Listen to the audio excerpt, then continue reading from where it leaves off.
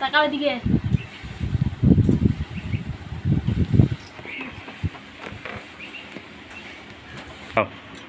Happy birthday to you. কাটো এবার। এদিকে ঘুরাও কেকটা। কোনটা ঘোরাবো? কেক ওই ঠিক আছে না। কাটো। এদিকটা এদিকে ঘুরাও। আরে না, আগে মোবাইল শুধু এম করে কেকটা তুলি না, শুধু কেকটা তুলো, এরকম করে পাথাল করে তুলো। হ্যাঁ শুধু কেকটা বড় করো, একা একা তুলো। ওই দেখো ও তুললো না, ওরকম করে তুলো। আর নিচে করো।